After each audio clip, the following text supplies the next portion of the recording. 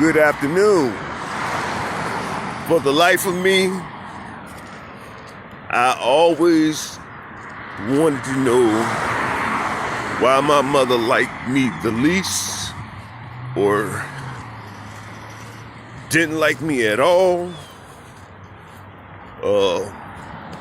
I'm the one giving all the tough love. You know, such thing as soft love or tender love. I guess it is a tender love. It was a song called Tender Love. Love so tender, holding you close to you. Baby, I surrender. That was my joint by the Force MDs. Tender love. I ain't talking tender love, I'm talking tough love. That kind of love that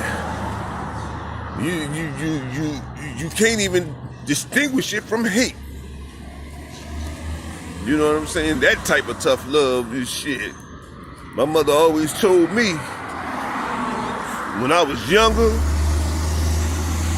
I don't like you, but the Bible says I have to love you. That ain't nowhere in the Bible. I was making this video last night, a documentary or whatever you want to call it, autobiography, if you will. And the sound didn't come out too great. I mean, it was, to me, it was a good one because I expressed my feelings. And it's something that can't be duplicated. So I just gotta do this. Cause I don't know if I can capture that, what I was feeling last night. I can capture it. And I will capture it again. But it won't be the same as the first. So I'm gonna keep the original, but the sound is so low, I'm not gonna put it out. Maybe I will. And if you like it, I mean, you're gonna have to turn on some Bluetooth, put it up to some speakers. But this one here, I barely can hear it. And I'm the one that's doing it, you know. I had the fans on, it was hot as hell last night. You know what I'm saying? On the verge of being homeless. Can't even get no one to help me store my things. All the people, all my family members I done helped move, didn't get paid, didn't even get a lunch. Every time I move, it's always by myself. So why is it I should help someone? No one seems to help me. They say help those who help themselves. Well, if I come to your crib and start helping myself to your food, you know what I'm saying? Are you gonna help me then? Or are you gonna call the cops? Because to you I'm stealing, but I'm just hungry as hell. I ain't ate nothing in 3 days. Putting goddamn hot sauce to my mouth just to get some flavor. And that's goddamn poor. My mother lives a mile down the street. My sister lives a mile the opposite direction. And my other sister, about 10 miles, but we all on the same side of town.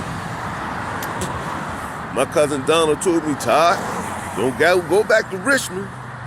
Your mama ain't shit. Yeah. Your mama's a bitch.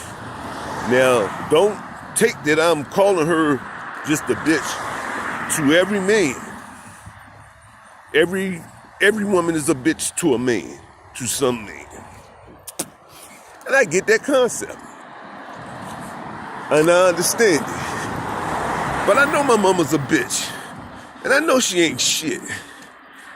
So I'm not going to defend her. I'm going to shut up and listen. Let's see what this man has to say. Because it's beneficial to me, even though I didn't want to accept it because I was seeking acceptance from my mother all my life. And all I got was rejection because I wasn't like my daddy, who I didn't know that was a doctor. And here go the mind fuckery right here. She be like, yeah, go to him. He said he wanted to meet you and talk to you. So every time I get up the courage to go see this guy, I walk up on him, I say, hey, my name's Todd Robinson. My mother is Janice Robinson. And she told me that you're my father. This guy grabbed me by both my shoulders and looked me in the eye. And I got my son with me, his grandson. They walk alike, they look alike. Even we look alike. I can see their identities and all the character traits. And this man just said, I'm not your father. Yes, I know her, but I'm not your father. My mama,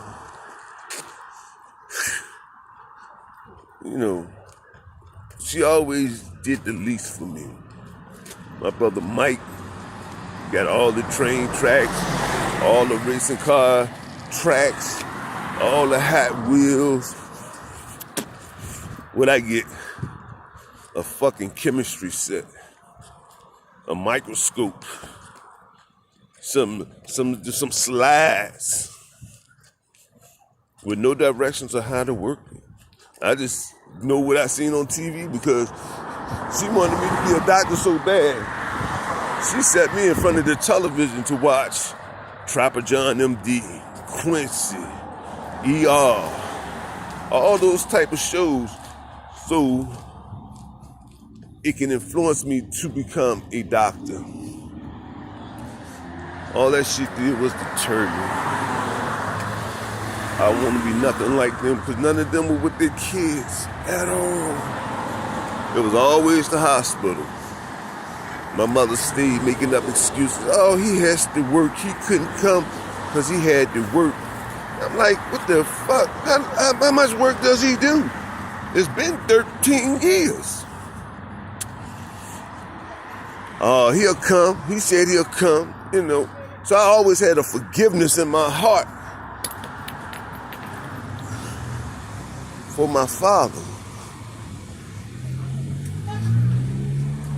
But all the rejection and the lack of acceptance is kind of fucked up. I'm homeless too, looking for help. This shit ain't no joke. I'm out here looking for a church to get something to eat in. Hey, which way is Swansboro? What up? Which way is Swansboro? Swansboro? Yeah. I seen it. I don't remember. I think it's over that way, but I don't know. It's by the church over that way, right? I think so. Are you walking around here? I had to pause there for a second. Had to get some directions. I'm looking for the church that's giving out free lunch. Like I said, I ain't eating 3 days. I lost a little weight. I don't like it, but it looked good on me. But yeah, man. Putting hot sauce on my mouth for the past couple of days. You know what I'm saying? Thinking my sister was coming to help me move my stuff. I mean, that doesn't... It matters because it's my things, and I wanted to keep them, but not that it matters. You know what I mean? Fuck it. I'm about to be homeless. I'm gonna walk around with fucking a suitcase full of clothes? I guess I will. Because I already got it packed. Where am I going to stay? Abandoned houses, empty apartments, somewhere cold and drafty or hot as hell. Does it matter?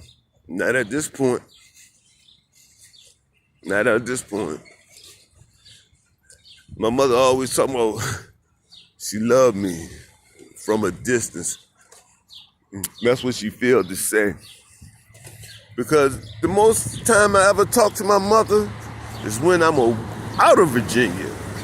Like when I joined the circus, she would call all the time. Just to hear how I'm doing. Or like when I lived in Philly for 7 years, I would hear from her frequently. More so than now. But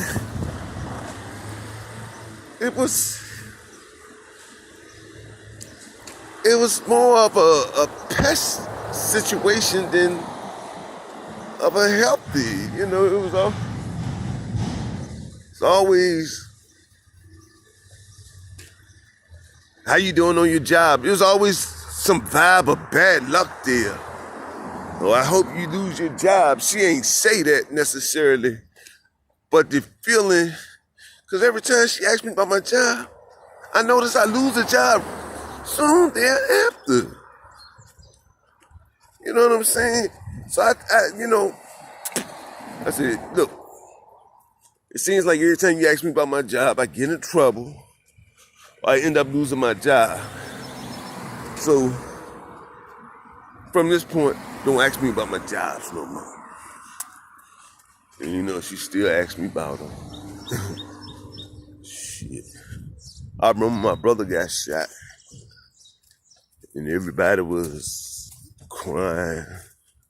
Even me. You know, sad. Everybody got together. Wished he was still here.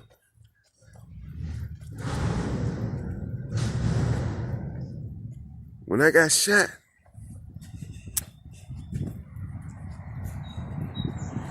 when I woke up to a sound of a clicking camera from a cell phone. That's what I woke up to. And I immediately woke up and said, give me that picture.